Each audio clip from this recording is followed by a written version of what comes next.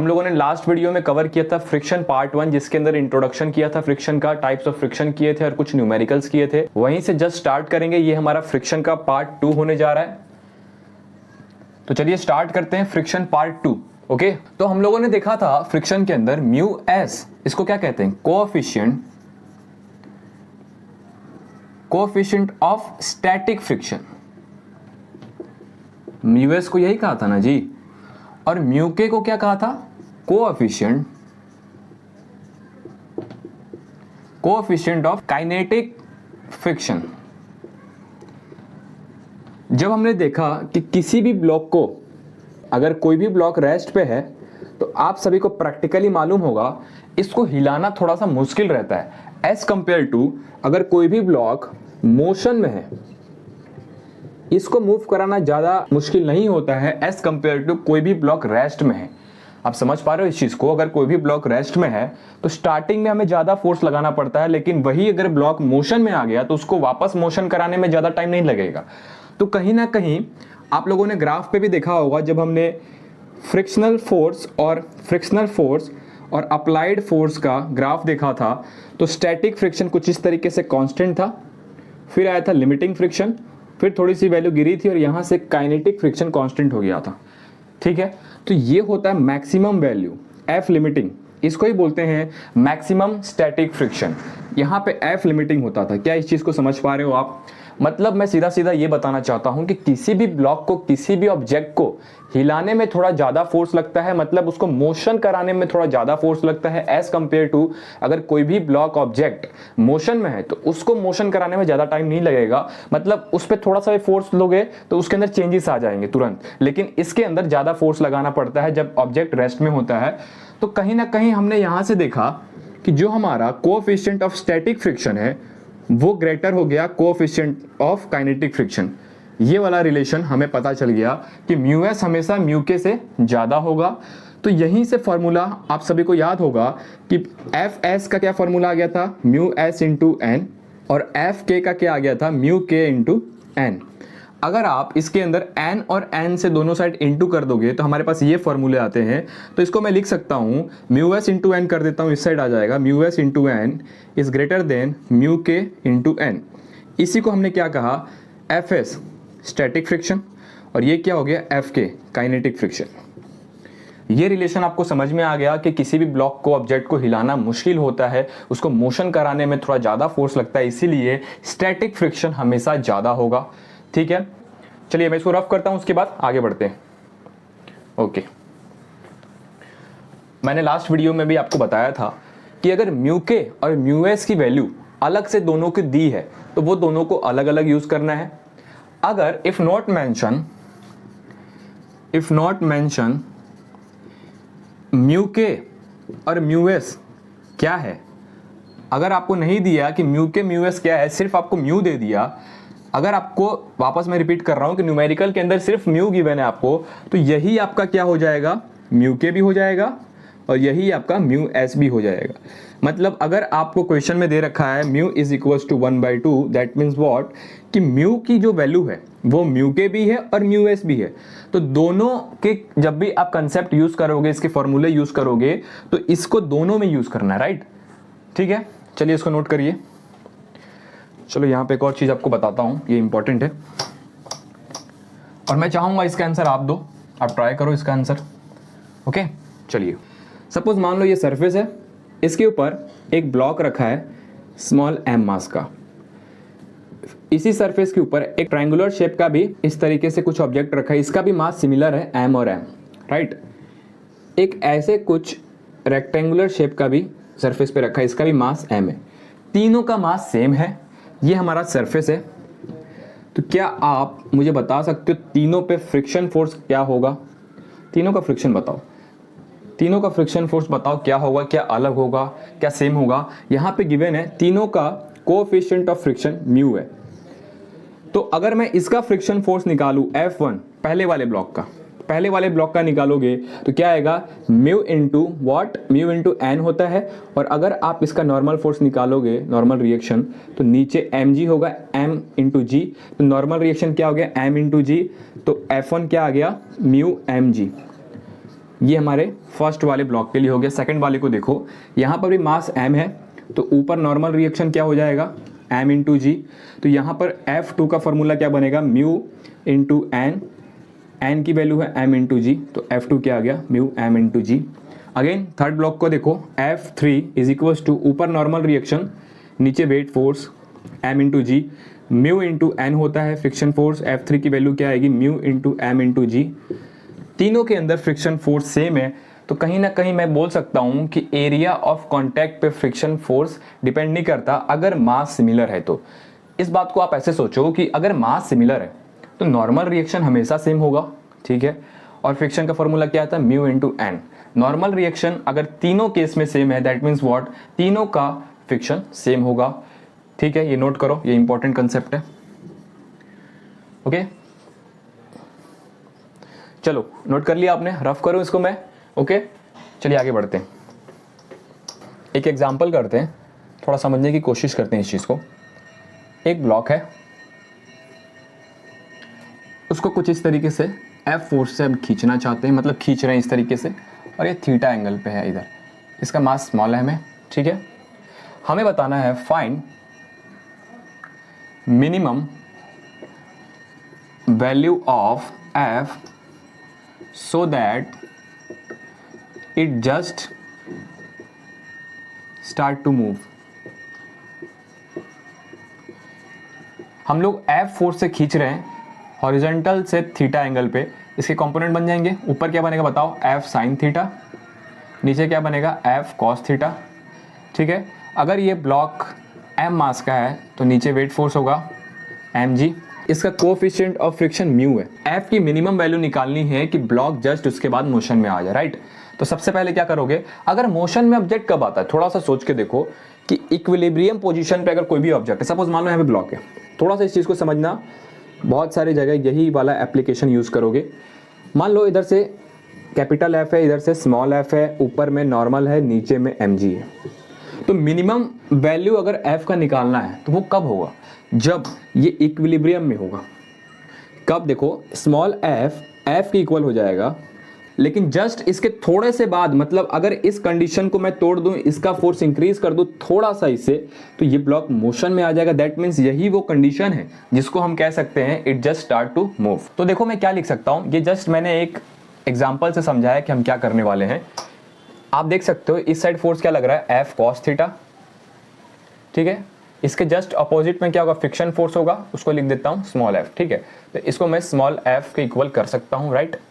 ऊपर में देखो, ऊपर में कौन कौन से फोर्स है, एक तो इसका कंपोनेंट है F sin थीटा और नॉर्मल रिएक्शन होगा, तो ऊपर वाले में फॉर्मूला बनेगा n plus F sin theta is equals to mg, right. यहां से n की वैल्यू निकालो, क्या आपको दिख रहा है, यहां से n की वैल्यू निकालो, mg minus F sin theta, ये हमारे पास नॉर्मल रिएक्शन आ गया। फर्स्ट वाले इक्वेशन को देखो, ये फर्स्ट इक्वेशन है, इसको फर्दर सॉल्व करेंगे, F cos theta is equals to friction force को लिखता हूँ म्यू इंटू एन, अगेन इसको सॉल्व करूंगा, F cos theta mu into N, N मतलब ये वाला इक्वेशन जो आया इसको इसमें पुट करो, क्या आ जाएगा, mg minus F sin theta. कोई दिक्कत नहीं है, ओके।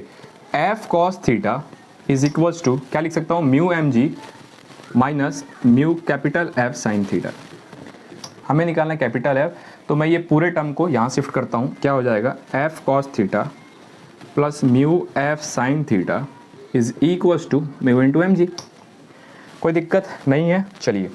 तो यहाँ से क्या लिख सकता हूँ मैं, देखो F की वैल्यू क्या आ गई यहाँ से, अगर मैं इन दोनों में से F को चलो पहले कॉमन ले लेता हूँ, cos theta plus mu into sine theta bracket close mu into mg।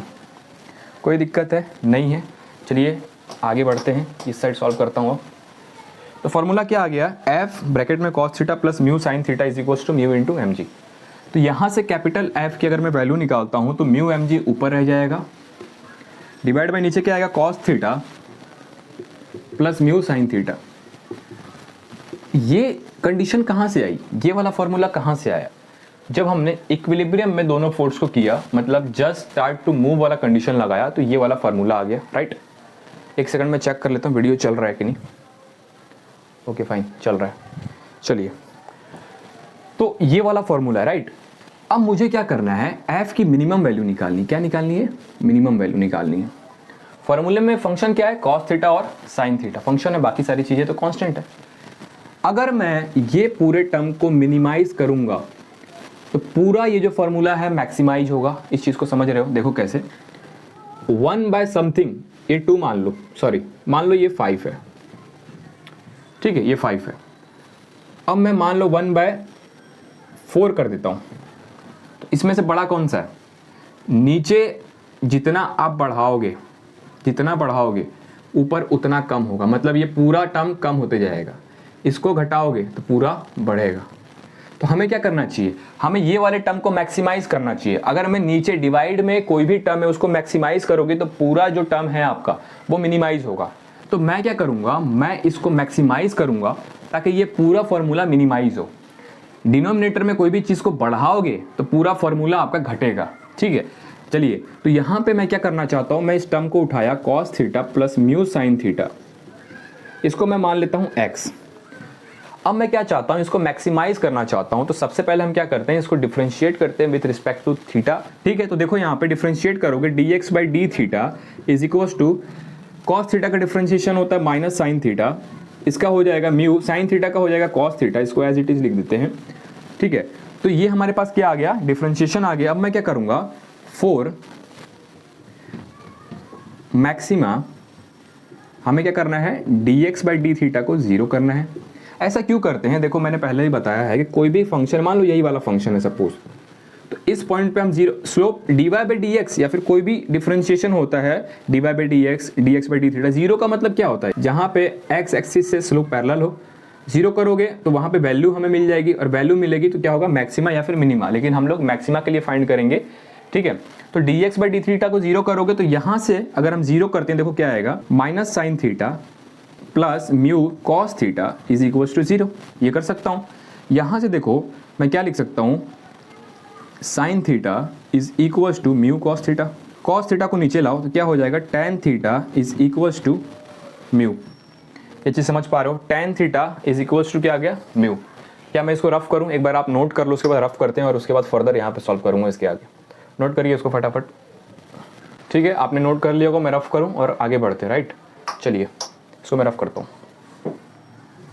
Ten theta is equal to mu आया है, tan theta is equal to mu. अगर मैं ट्रायंगल बनाता हूं कुछ इस तरीके से, ये थीटा होगा, टेन थीटा का मतलब क्या होता है, परपेंडिकुलर अपॉन बेस, यही होता है। तो म्यू अपॉन 1, ये म्यू हो जाएगा परपेंडिकुलर और ये क्या हो जाएगा, 1 हो जाएगा। तो हाइपोटेनियस क्या हो जाएगा, म्यू स्क्वायर प्लस 1 लिख सकता हूँ इसको, बताओ, म्यू स्क्वायर प्लस 1। अगर आप इस ट्रायंगल को देखते हो तो यहाँ से साइन थीटा की वैल्यू क्या हो जाएगी, sine theta is equal to होता है परपेंडिकुलर अपॉन हाइपोटेनियस। तो परपेंडिकुलर है म्यू इस ट्रायंगल के अंदर और हाइपोटेनियस है mu square plus 1। As it is cos theta की निकालो, बेस अपॉन हाइपोटेनियस, तो बेस में 1 है, हाइपोटेनियस में क्या है, म्यू स्क्वायर प्लस 1। अब आपको sign theta plus cos theta की वैल्यू हमने निकाल ली है मैक्सिमम करके। अब इसको पुट करोगे इसमें तो ये पूरा फार्मूला मिनिमम हो जाएगा जो हमें चाहिए। तो फार्मूला क्या था, F minimum is equals to, अभी हम मिनिमम नहीं लिखेंगे, वो इसलिए क्योंकि अभी हम इसका मिनिमम कर रहे हैं। अब मैं लिख सकता हूँ F minimum is equals to, ऊपर में mu M G as it is रहने दो, नीचे में कॉस थीटा की जगह पे क्या लिख सकता हूँ, देखो 1 अपॉन म्यू स्क्वायर प्लस 1 का रूट ले लेंगे, ठीक है। उसके बाद क्या है, म्यू साइन थीटा, म्यू तो म्यू इंटू साइन थीटा क्या है, mu divide by under root mu square plus 1, ठीक है। इसको सॉल्व करो, ऊपर में हो जाएगा म्यू एम जी, नीचे में अगर आप इसका एलसीएम ले लो और म्यू म्यू को इंटू कर दो तो ऊपर में ऐड होके आ जाएगा 1 प्लस म्यू स्क्वायर, नीचे में आ जाएगा एलसीएम म्यू स्क्वायर प्लस 1। मैंने एलसीएम लिया है और ऊपर के टर्म को ऐड कर दिया म्यू से इंटू करके, ठीक है।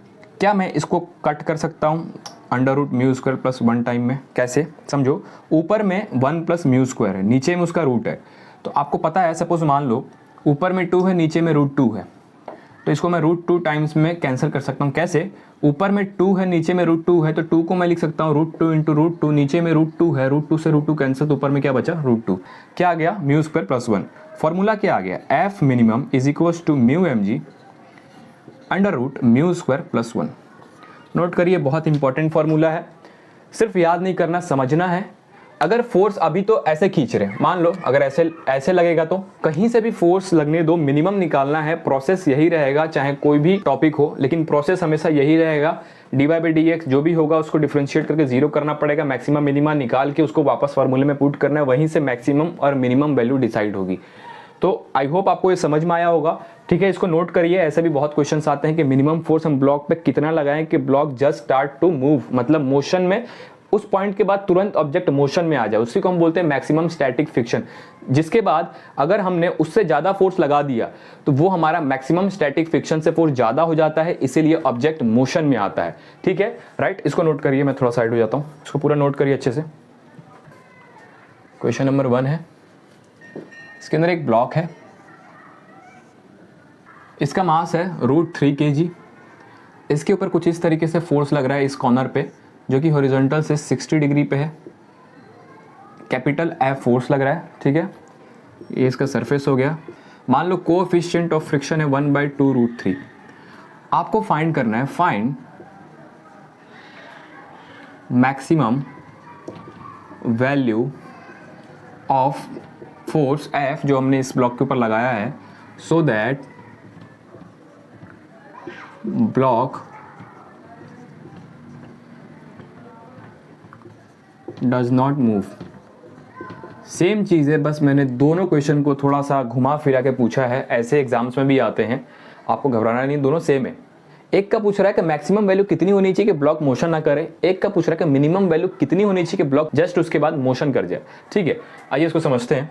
तो सबसे पहले अगर आपको इसके कंपोनेंट बनाने पड़ेंगे, मतलब इसका एफबीडी बनाओ, फोर्स से कंपोनेंट और एफबीडी बनाने पड़ेंगे। तो फोर्स देखो इस कॉर्नर पे ऐसे लग रहा है 60 डिग्री पे, कितने पे लग रहा है, 60 डिग्री पे फोर्स लग रहा है, राइट।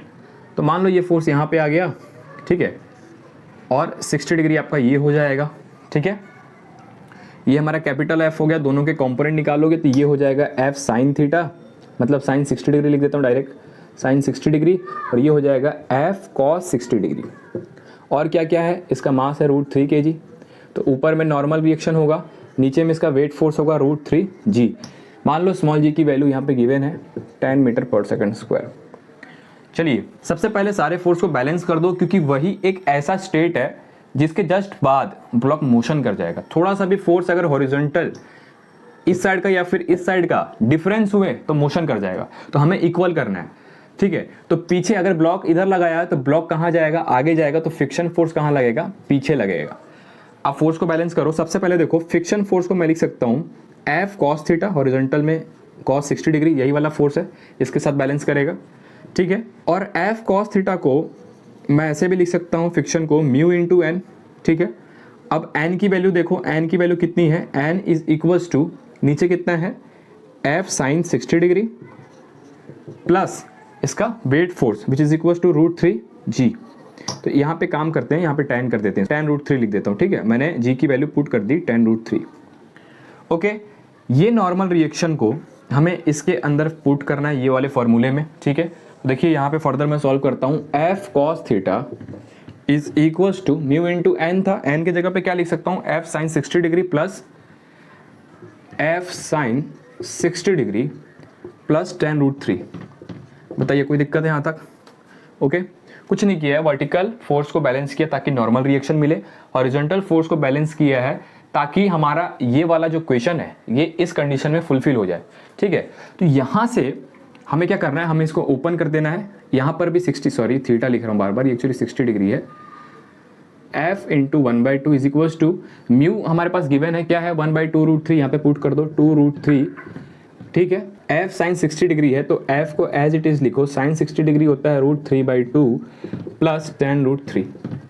ओके, इसको सॉल्व कर सकते हैं हम। हमें क्या निकालना है, F निकालना है, तो इस साइड हो जाएगा F/2 इज इक्वल्स टू, इसको अगर आप खोलते हो तो √3 से √3 कैंसिल हो जाएगा, नीचे 2 से 2 इंटू हो जाएगा, तो ये वाला टर्म बनेगा F/4 प्लस अगेन ये पूरे टर्म को इससे इंटू करोगे तो √3 से √3 कैंसिल हो जाएगा और 2 से tan कैंसिल हो जाएगा 5 टाइम्स में, तो क्या बनेगा। ठीक है, तो F/2 F/4 को इस साइड लाओ इज इक्वल्स टू 5 को इधर ही रखो। ठीक है, आप इसका एलसीएम निकालो, 4 नीचे हो जाएगा, ऊपर 2F minus F is equals to 5 हो जाएगा। 2F माइनस F होता है F divide by 4 is equals to 5 लिख सकते हैं। तो फोर्स की वैल्यू हो जाएगी 4 into 5 which is equals to 20 newton. तो मैक्सिमम फोर्स इस ब्लॉक के ऊपर 20 न्यूटन होगा, तो ये ब्लॉक मूव नहीं करेगा। लेकिन अगर इससे थोड़ा सा भी ज़्यादा अगर आप फोर्स लगा दोगे तो ब्लॉक मूव कर जाएगा। तो क्या था, find maximum value of F so that block does not move. यही वो मैक्सिमम वैल्यू है जिसके ऊपर अगर लगता है ब्लॉक के ऊपर तो ये ब्लॉक मूव नहीं करेगा, लेकिन इससे थोड़ा सा भी ज़्यादा अगर आप फोर्स लगाते हो तो ब्लॉक मूव कर जाएगा। ठीक है, आई होप आपको समझ में आया होगा। नोट करिए इसको, जेईई मेंस का क्वेश्चन है, 2014 में आया था। ये हमारे पास ग्राफ है और इस ग्राफ पे एक फंक्शन है y इक्वल्स टू x³/6। मान लो सपोज ये कुछ ऐसा ग्राफ है, जनरल हमने बना दिया जनरल। इस क्वेश्चन में क्या करना है वो देखो, इसका ये जो ग्राफ देख रहे हो ना, इसको एक सरफेस मानो। इस सरफेस का कोएफिशिएंट ऑफ फ्रिक्शन है 0.5। 0.5 क्या है, कोएफिशिएंट ऑफ फ्रिक्शन है इस ग्राफ के सरफेस। और यहाँ पे कहीं पे एक ब्लॉक है, तो हमें क्या निकालने के लिए बोल रहा है, find maximum height from ground at which block can be placed without slipping। मतलब ग्राउंड से ऊपर, अबव द ग्राउंड, इस ब्लॉक को हम कहाँ रख सकते हैं जहाँ से ये ब्लॉक स्लिप ना करे। वो कौन सा पॉइंट है, मतलब हमें जनरली यहाँ से y एक्सिस निकालना है कि ये y की वैल्यू कितनी होगी, कहाँ पर ब्लॉक रखूँ कि ये ब्लॉक स्लिप ना करे, उसको वहाँ पे इजीली प्लेस कर सकते हैं। ठीक है, चलिए इस क्वेश्चन को समझते हैं, सॉल्व करते हैं। तो देखो इस ग्राफ को मैं वापस बनाता हूँ। सपोज मान लो यहाँ पे कहीं पे ब्लॉक है, ये थीटा एंगल पे मान लेते हैं यहाँ से। ठीक है, तो mg वेट फोर्स नीचे लग रहा होगा। ठीक है, जहाँ पे ये ब्लॉक को प्लेस करेंगे तो कहीं ना कहीं फ्रिक्शन फोर्स पीछे इसको रोकना चाहेगा नीचे आने से, मतलब स्लिपिंग होने से रोकेगा। ओके, तो इसको जस्ट प्लेस किया है। मान लो इसका मास है स्मॉल m, नॉर्मल रिएक्शन ऊपर हो जाएगा। ठीक है, अगर ये थीटा है तो mg के दो कंपोनेंट, एक थीटा इधर हो जाएगा, तो ये क्या हो जाएगा, mg cos थीटा, और इस डायरेक्शन में हो जाएगा mg sin थीटा। तो हम लोगों ने देखा mg के दो कंपोनेंट आए, mg cos थीटा और mg sin theta. Friction force पीछे लग रहा है, तो अगर हमें इस ब्लॉक को प्लेस करना है और कोई स्लिपिंग ना हो तो क्या कंडीशन लगाना पड़ेगा, देखो, for no slipping mg sin theta is equals to friction force लग रहा है पीछे, तो mg sin theta is equals to friction force क्या हो जाएगा, म्यू इंटू एन। तो लिख सकता हूँ mg sin theta is equals to mu into N. N क्या होगा, नॉर्मल रिएक्शन ऊपर लग रहा है, इस डायरेक्शन में फोर्स क्या है, mg cos थीटा, तो नॉर्मल रिएक्शन हो जाएगा mg cos थीटा। तो mg से mg कैंसिल, cos थीटा को इधर ले आओ, तो sin theta upon cos theta is equals to mu. तो ये हो गया tan theta is equals to mu. tan theta की वैल्यू क्या आ गई, म्यू। अच्छा, अगर कोई भी ग्राफ है तो स्लोप क्या होता है, y और x में ग्राफ है तो dy/dx स्लोप हो जाएगा, या फिर tan थीटा भी स्लोप होता है। ठीक है, तो इस तरीके से हम इसको स्लोप बोलते हैं। तो कहीं ना कहीं tan theta equals to mu मेरा क्या आ गया, स्लोप आ गया। आपको ये जो ग्राफ है इसका फंक्शन गिवन है y इक्वल्स टू x³/6। ठीक है, देखो मैं यहाँ पे सॉल्व करता हूँ, y is equals to x³/6। कहीं ना कहीं इसको मैं डिफ्रेंशिएट कर दूंगा x के रिस्पेक्ट में, तो ये भी स्लोप होगा, क्या हो जाएगा 3x² डिवाइड बाई 6, कैंसिल करो 2, तो dy/dx क्या आ गया, x²/2। ये भी स्लोप है, ये भी स्लोप है, दोनों को बैलेंस कर दो, तो x²/2 is equals to mu लिख सकता हूँ। ये इक्वेशन नंबर 2 है, इक्वेशन नंबर 1, दोनों को बैलेंस करो 1 और 2 को, तो ये भी स्लोप है, ये भी स्लोप है सेम ग्राफ का, तो दोनों को बैलेंस कर सकते हैं। तो x² इज इक्वल्स टू क्या आ जाएगा हमारे पास, ये म्यू है। ठीक है, म्यू की वैल्यू गिवन थी, कितना है 0.5, यहाँ पे रख दो 0.5, 2 ऊपर इंटू हो जाएगा। तो यहाँ से देखो फर्दर सॉल्व करेंगे तो x² 0.5 इंटू 2 1 होता है, इसलिए x की वैल्यू क्या आ गई 1।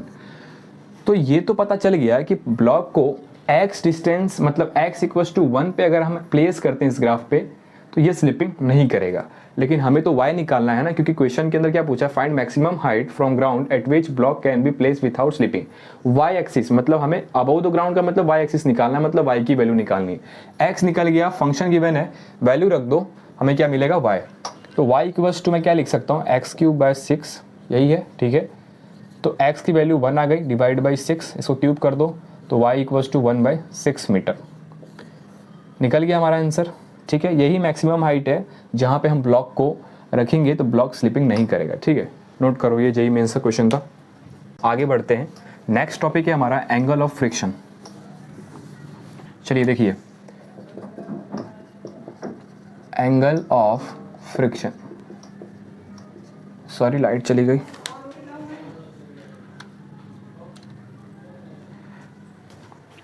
ओके फाइन, तो एंगल ऑफ फ्रिक्शन को समझने की कोशिश करते हैं। मान लो एक ब्लॉक रखा हुआ है सरफेस पे, इसके ऊपर एक फोर्स अप्लाई कर रहा हूँ कुछ इस तरीके से, F, capital F, small M mass का है। तो इसके पीछे क्या होगा, फ्रिक्शन फोर्स होगा, इसको रोकने की कोशिश करेगा फ्रिक्शन फोर्स। अगर ये सरफेस से कांटेक्ट में है तो इसके पास एक नॉर्मल रिएक्शन भी होगा, बताओ, नॉर्मल रिएक्शन भी होगा और फ्रिक्शन फोर्स। अगर कोई भी ऑब्जेक्ट कांटेक्ट में होता है तो उसके पास फ्रिक्शन फोर्स भी होता है और नॉर्मल रिएक्शन होते हैं, ठीक है। तो ये जो नॉर्मल रिएक्शन और फ्रिक्शन फोर्स देख रहे हो, इनके बीच में मान लो कहीं ना कहीं ये एक रिजल्टेंट होगा, इसको आर नाम दे दिया, ओके, आर दे दिया, और ये फ्रिक्शन है। तो अगर आप देखते हो तो ये हमारे पास एक ट्रायंगल बनेगा, ये कुछ इस तरीके से, बताओ, ये ट्रायंगल बनेगा। इस फ्रिक्शन को मैं ऊपर प्लेस कर सकता हूँ, ठीक है। तो ये हमारे पास एक ट्रायंगल है, मान लो ये एंगल थीटा है, इसी को बोलते हैं एंगल ऑफ फ्रिक्शन। रिजल्टेंट और नॉर्मल रिएक्शन के बीच के एंगल को बोलते हैं थीटा, और इसी थीटा को बोलते हैं एंगल ऑफ फ्रिक्शन। यही डेफिनेशन है, the angle between resultant and normal reaction is called angle of friction. अब एक चीज को समझो, थोड़ा सा समझो इसको। अगर ये आर जो रिजल्टेंट है, इसको आप ऐसे फार ले जाओगे, नॉर्मल रिएक्शन से दूर ले जाओगे, दैट मीन्स थीटा इंक्रीज करेगा।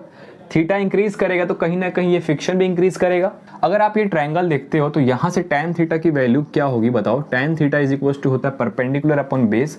तो अगर ये थीटा है तो इसके लिए परपेंडिकुलर ये हो जाएगा, ठीक है, और बेस क्या हो जाएगा, ये n। तो मैं लिख सकता हूँ फ्रिक्शन अपॉन n, ठीक है। इसको फर्दर सॉल्व करो तो क्या आ जाएगा, फ्रिक्शन को मैं लिख सकता हूँ म्यू एम जी। अगर इसका वेट फोर्स एम जी है तो कहीं ना कहीं ये नॉर्मल रिएक्शन के इक्वल हो जाएगा, तो म्यू एन होता है, इसलिए mu M G divide by N, ठीक है।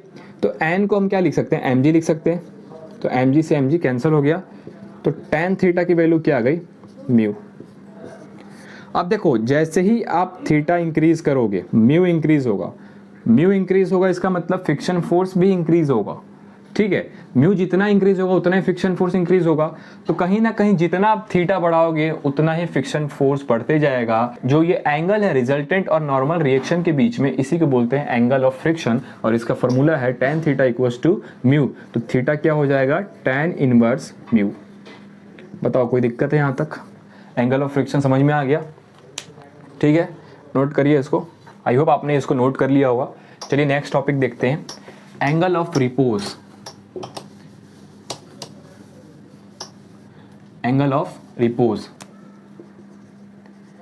इसको समझने की कोशिश करते हैं। मान लो ये एक इंक्लाइन प्लेन है, इस पे ब्लॉक रखा हुआ है,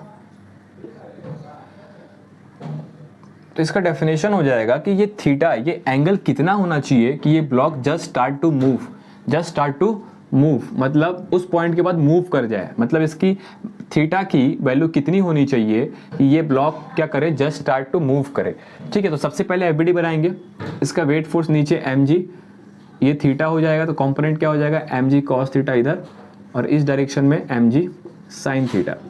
तो पीछे फ्रिक्शन होगा, बताओ, ऊपर क्या होगा, नॉर्मल होगा, नॉर्मल रिएक्शन। अगर इस ब्लॉक को जस्ट स्टार्ट टू मूव करना है तो ये दोनों फोर्स को बैलेंस करना पड़ेगा, ठीक है। तो हमारे पास कंडीशन क्या आ जाएगी, mg sin theta is equals to friction force, बताओ आएगी ये। लेकिन फ्रिक्शन फोर्स निकालने के लिए नॉर्मल रिएक्शन चाहिए, तो नॉर्मल रिएक्शन क्या हो जाएगा, n is equals to mg cos theta. तो यहाँ से n की वैल्यू हम इसमें फ्रिक्शन में रखेंगे, तो देखो इसको फर्दर सॉल्व करता हूँ, mg sin theta is equals to, friction होता है म्यू इंटू n, n क्या है, mg cos थीटा। तो mg से mg कैंसल, cos थीटा को इधर ले आओ, तो sin theta upon cos theta क्या होता है, tan theta. tan theta is equals to क्या आ गया, म्यू आ गया। थीटा इज इक्वल्स टू क्या आ गया, tan इनवर्स म्यू। अब देखो यहाँ पे इसके अंदर तीन केस बनेंगे। पहला केस को समझते हैं, अगर थीटा हमारा greater than tan inverse mu हो गया, जो पॉइंट पे हम लोग निकाल रहे थे कि जस्ट स्टार्ट टू मूव हो, उससे हमने बड़ा कर दिया, वो वाला कंडीशन क्या है, ये है, ये वाला जो आप केस देख रहे हो, theta equals to tan inverse mu, ये केस क्या था, जस्ट स्टार्ट टू मूव वाला था। लेकिन अब हमने केस नंबर 1 में थीटा को बड़ा कर दिया, इसका मतलब थीटा और ज़्यादा बढ़ जाएगा, तो ब्लॉक क्या करेगा, मूव कर जाएगा। तो इस वाले केस में क्या करेगा, ब्लॉक मूविंग करेगा। बताओ, सेकंड केस को समझते हैं, अगर थीटा हमारा less than tan inverse mu हो गया तो अब क्या होगा, अब थीटा कम हो जाएगा, मतलब जिस पॉइंट पे जस्ट स्टार्ट टू मूव था उससे कम कर दिया हमने, तो ब्लॉक क्या होगा, रेस्ट पे होगा। ये सारी चीज़ें फील होनी चाहिए आपको। थीटा कम कर दोगे उस पॉइंट से जहाँ पे उसको थोड़ा सा भी इंक्रीज करते, मतलब जस्ट स्टार्ट टू मूव वाला पॉइंट ये था, इससे बड़ा करोगे तो मूव हो जाएगा ब्लॉक, इससे कम कर दोगे तो ब्लॉक रेस्ट पे हो जाएगा, ब्लॉक हिलेगा ही नहीं। तो ये हमारा केस नंबर 3 होगा, जस्ट स्टार्ट टू मूव वाला। ये मैंने आपको बता दिया, theta equals to tan inverse mu होता है, तो जस्ट स्टार्ट टू यहाँ पे क्या हो जाएगा, जस्ट स्टार्ट टू मूव वाला केस है ये। आई होप आपको ये तीनों केस समझ में आए होंगे, कब ये ब्लॉक रेस्ट पे होगा, कब मूव करेगा और कब जस्ट स्टार्ट टू मूव होगा। तो एंगल ऑफ रिपोज यही है कि एंगल की वैल्यू क्या होनी चाहिए कि block just start to move, मतलब उस पॉइंट के बाद मूव कर जाए। मैक्सिमम वैल्यू थीटा की कितनी होनी चाहिए, तो वो क्या है, theta equals to tan inverse mu. I hope आपको ये सारी चीज़ें आज की समझ में आई होंगी, आज का ये लेक्चर समझ में आया होगा। इसको नोट करिए और इस लेक्चर को मैं यहीं पे ख़त्म करता हूँ। इसके बाद आएगा फ्रिक्शन 3, जिसके अंदर 2 ब्लॉक सिस्टम को सॉल्व करेंगे, न्यूमेरिकल सॉल्व करेंगे, कंसेप्ट को समझेंगे। ठीक है, तो चलिए आप नोट करिए इसको और मैं आपसे मिलता हूँ किसी नए वीडियो में। तब तक के लिए बाय। चाहिए पढ़ाई करिए, पहले तो नोट कर लो इसको आप, और बाय बाय, मैं जा रहा हूँ, बाय बाय।